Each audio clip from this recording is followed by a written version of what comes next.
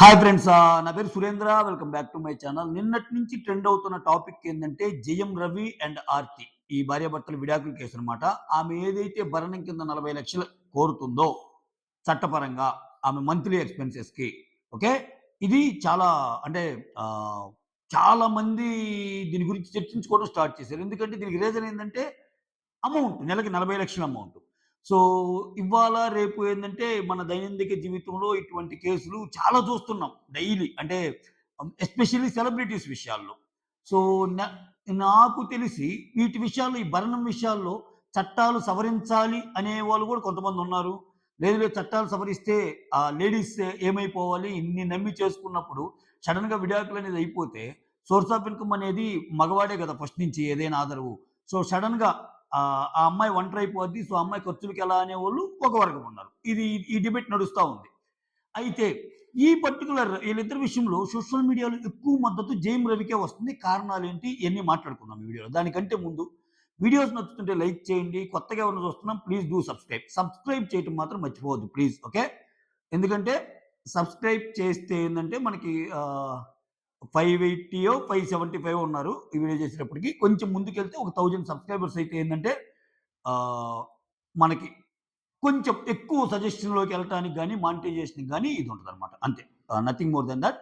మీకు నచ్చితేనే. రైట్. ఇక్కడేమైందంటే 2009లో వీళ్ళ వివాహం అయింది. జేమ్ రవి అండ్ ఆర్తిది. 15 ఇయర్స్. సో, రీజన్స్ ఇంకా సరే, ఏమకుండే అనుమానాలు ఏమకున్నాయి ఆయన మీద. ఆయన చెప్తున్న వర్షన్ ఆయన ఒకటి ఉంది. మనమేం వాళ్ళ ఫ్యామిలీ లోపలికి పోయి ఏం చూడలేదు కాబట్టి, సో, వాటి మీద కమెంట్స్ అనవసరం. మొత్తానికైతే వాళ్ళిద్దరి మధ్య పొరపచ్చాలొచ్చినియి. డైవర్స్‌కి అప్లై చేసుకున్నారు. సో, దాని పరంగా 40 లక్షలు కావాలి అంటూ ఒక నోటీస్ లాంటిది పంపించింది. దానికోసం ఇతని వర్షన్ వినాలిగా, మళ్ళా ఇతని వర్షన్ కోసం కోర్టు ఇతన్ని అడిగింది జేమ్ రవిని. తర్వాత అతని రెస్పాన్స్ వస్తది. ఆ తర్వాత ఫర్దర్ జడ్జిమెంట్ అలా కంటిన్యూ అవుతానే ఉంటది. అయితే నెలకి 40 లక్షలు అంటే అసల అంటే నేను రీసెంట్‌గా ఒక కోర్ట్ కేస్ కూడా విన్నాను. మన ఇండియాలోనే జరిగిందే. సో, ఆమె చాలా ఎక్కువ డిమాండ్ చేస్తే, సో, అది పద్ధతి కాదు. నీ నెల ఖర్చులకి ఎంత అవసరమో అంత చెప్పు అది ఇది అని కూడా కోర్ట్ మందలించిందన్నట్టు ఎక్కడో చూసా. ఆ డీటెయిల్స్ నాకు అది బ్రౌజ్ చేసా గాని దొరకలేదన్నమాట. కొన్ని రోజుల క్రితం ఆ కేస్ చూసా. ఎక్కడో మన చోటే జరిగింది. మీకు గాని గుర్తుంటే కామెంట్ చేయండి. రెగ్యులర్‌గా న్యూస్ ఫాలో అయ్యేవాళ్ళు. అయితే ఇక్కడ నెలకి 40 లక్షలంటే అసల అది చాలా హ్యూజ్ అమౌంట్ కదా! ఒక మనిషి బతకడానికి నెలకి 40 లక్షలు అవసరమా? ఆ! అంటే ఎంత లగ్జూరియస్ లైఫ్ స్టైల్ అయితే 40 లక్షలు అవసరమవుతాయి. అందుకే ఇప్పుడు ఈ మిడిల్ క్లాస్ వాళ్ళందరూ ఎందుకు జైమ్ రవికి కనెక్ట్ అవుతారంటే, ఇటువంటి వాటికి. తప్పొప్పులు పక్కన పెడదాం. తప్పులు ఈయన తప్పులు కావచ్చు, ఆమె తప్పులు కావచ్చు, డైవర్స్ దాకా వచ్చిందంటే ఏవో ఉంటాయి. కానీ ఒక ఒక అట్‌లీస్ట్ ఒక రీజనబుల్ డిమాండ్ ఉండాలిగా.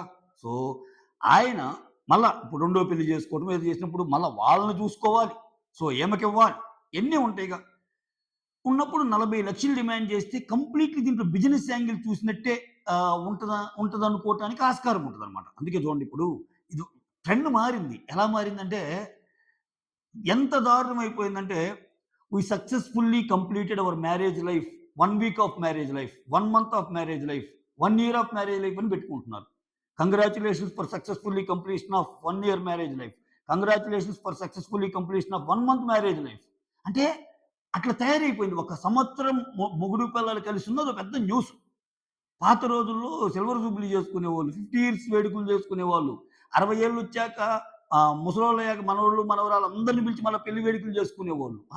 ఇవాళ రేపు ఏందంటే, ఈ సంవత్సరం కనపడితే ఇంక 2 సంవత్సరాల తర్వాత మనిషి ఆయనే ఉంటాడు. ఆయన పక్కన పెళ్ళాం మారిద్ది. లేకపోతే పెళ్ళాం ఆమె ఉంటది. ఆయన పక్కన మొగుడు మారతాడు. ఏమిరా బాలరాజు ఇది, ఇంక అటయిపోయింది. అటయిపోయింది. సో, ఇది మళ్ళా గుదిబండగా ఇప్పుడు. అందుకే కోర్టులు గూడా ఏందంటే, జస్ట్ లైక్ దట్ ఇవ్వకుండా కోర్టులు కూడా తన పరిధిలో కొన్ని కొన్ని బాగానే థింక్ చేసే జడ్జిమెంట్స్ ఉంటాయి. సో, ఇటువంటివి వచ్చినప్పుడు ఏందంటే, నీకెంత అవసరం? అతని సంపాదన ఎంత? అన్నీ చూసుకోవాలిగా. ఇప్పుడు అతని సంపాదనొచ్చి నెలకి ఒక ఒక 20 లక్షల సంపాదన అనుకుందాం అబ్బా! నువ్వు 60 లక్షలు డిమాండ్ చేస్తే, అతని సంపాదన కంటే నీది ఇదే ఎక్కువైనప్పుడు యాడికి తెచ్చి కడతాడు? ఆ! ఒకటి భరణమన్నా కట్టాలి. లేకపోతే జీవితాంతం ఆమెతో అన్నా ఉండాలి, ఆమె ఏం చేసినా. సో, అటువంటి సిట్యుయేషన్‌కి ఖచ్చితంగా ఇటువంటి సిట్యుయేషన్ వచ్చినప్పుడు కోర్టులు తన అనుగుణంగానే తీర్పిస్తాయి. ఎందుకంటే సో మెనీ సిట్యుయేషన్స్ ఉంటాయి. సో మెనీ లైక్ విషయాలు దాంట్లో పొందుపరిచి ఉంటాయి. ఇంకోటేంటంటే వీళ్ళ సైడ్ వీళ్ళ వాదనని వినిపించటానికి గూడా వీలుంటది. సో, 40,00,000 అనేది ఇతనికి ఎందుకు కష్టం? అతను ఏం చేస్తున్నాడు? అతని యొక్క టర్నోవర్ ఎంత? ఇయర్లీ అతని యొక్క ఇయర్లీ యాన్యువల్ ఇన్‌కమ్ ఎంత? ఆ యాన్యువల్ ఇన్‌కమ్‌లో ఆయన ఖర్చులెంత? అవి పోను మిగిలిన దాంట్లో ఆయన హెల్ప్ చేసే విధంగానే చట్టాలుంటే ఈజీ. సో, ఖచ్చితంగా ఆ విధంగానే అడుగులేస్తాయి. కాపోతే 40,00,000 అంటే అందరూ వావ్! అని ఎందుకు అంటున్నారంటే, అది అది మామూలు విషయమా? 40 నెలకి 40,00,000 అంటే ఇది రాంగ్ ఎగ్జాంపుల్స్‌ని సెట్ చేసుకుంటా పోద్దనమాట. అందరూ అలా ఉంటారని నేను అనను. అందరూ అలా ఉంటారని నేను అనను. ఇప్పుడు నీకు ఏదో ఒక విషయంలో నచ్చల. ఏదో ఒక విషయంలో పడల. పడనప్పుడు ఒకటి ఆ సమస్యను పరిష్కరించుకొని ఇద్దరు కలిసి ఉంటాం. ఇంక విడిపోయేదాకా వచ్చారంటే చాలా ఎక్స్‌ట్రీమ్ అయినట్టు. ఇంకా ఏ కేస్‌లోనూ వాళ్ళ వేవ్ లెంగ్త్, వీళ్ళ వేవ్ లెంగ్త్ మ్యాచ్ కానట్టు. అటువంటప్పుడు ఏం చేయాలి? మ్యాచ్ కానప్పుడు భరణం ఆశించు. భరణం ఆశించాలి. ఎందుకంటే ఒక మగ మనిషిని నమ్ముకొని సో, అతనితో ట్రావెల్ చేసినప్పుడు సడెన్‌గా ఆమె జీవితం మధ్యలోనే ఇదైనప్పుడు ఆమె బతకడానికి ఎక్కడి నుంచి వస్తది? కాబట్టి దానికి ఒక రీజనబుల్ అమౌంట్ ఉండాలి అన్నట్టు ఉంటే దాని పరంగా ఏమన్నా అమెండ్‌మెంట్స్ గాని ఉంటే చాలా మంచిదని ఎక్కువ మంది కోరుకునే విషయం అన్నమాట. అలా గాకుండా సరే అంటే దీన్నొక ఆయుధంగా మలుచుకొని, దీన్నొక బూచిగా చూపిచ్చి, "ఏయ్! గమ్ముగుంటే ఉండు చూసావుగా ఆర్తి 40 ఏసింది. నేను 60 ఏస్తాను రేపు ఇంకొకామొస్తే. ఆమె 60 ఏసింది. నేను 80 ఏస్తా నెలకి. సస్తావు నువ్వు అని అన్నారనుకో ఏం జేయాలి ఈడు? ఆ! ఎన్నున్నా ఇంకా అదే సినిమాలో 'రావు రమేష్' చెప్పినట్టు ఇంకేం చేసేది లేదు. విసుక్కోవటమే బాల్ అన్నట్టు స్ట్రెస్ బాల్ లాగా టెన్షన్‌లో ఇంకా ఇలా ఇలా భజన చేసుకోవటమే. సో, అట్లా తయారయ్యారు. అందుకే ఇటువంటి విషయాలు ప్రస్తావనకొచ్చినప్పుడల్లా సమంత పేరుని యాడ్ జేసుకుంటారు. అంటే సెలబ్రిటీస్. ఎందుకంటే సమ స సమంత మొత్తం ఆదాయం 100,00,00,000 అంటే 'టైమ్స్ ఆఫ్ ఇండియా' వీటిలో వచ్చిన కథనాలే ఇవన్నీ. దాంట్లో ఉన్న 200,00,00,000 దాకా భరణం ఆఫర్ చేసినా తీసుకోలేదు అనేది సమంత గురించున్న డిస్కషన్. ఎప్పుడు చెప్పుకునే మాటే ఇది.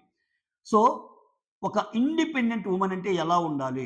సో, ఆమెకి రిలేషన్ ముఖ్యం గాని డబ్బు గాదు. డబ్బు నేను ఎలాగైనా సంపాదించుకోగలను అన్న గట్సీ వుమన్‌గా సమంతను ఎందుకు ఈ రోజుకి డిస్కస్ చేసుకుంటారంటే, ఆమె ఎక్కడ గాని ఆ డబ్బుల మ్యాటర్ వచ్చినప్పుడల్లా ఒక నవ్వు నవ్వి గమ్ముగా ఉంటది.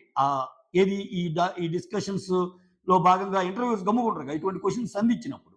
బట్ అందరికీ తెలిసిన విషయం ఏందంటే, ఆమె తీసుకోలేదు అనేది మా సోషల్ మీడియాలో గాని విరివిగా ప్రచారమయ్యే అంశం.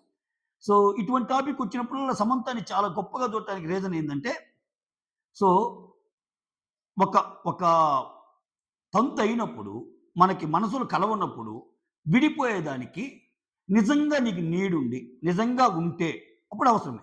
ఈమె గురించి, ఆర్తి గురించి వస్తున్న ఇంకోటేంటంటే, ఈమె బాగానే వెల్ సెటిల్డ్ ఫ్యామిలీ అని గూడా అంటున్నారనమాట. సో, సరే వెల్ సెటిల్డ్ ఫ్యామిలీ అయినా సరే, ఈ విడిపోతున్నప్పుడు ఎంతో కొంత కోరుకోవటంలో తప్పు లేదు. కానీ ఇంత అమౌంటా? ఇక్కడ వచ్చేదల్లా అమౌంట్ దగ్గరే 40,00,000 అన్న చోటే వస్తుందనమాట.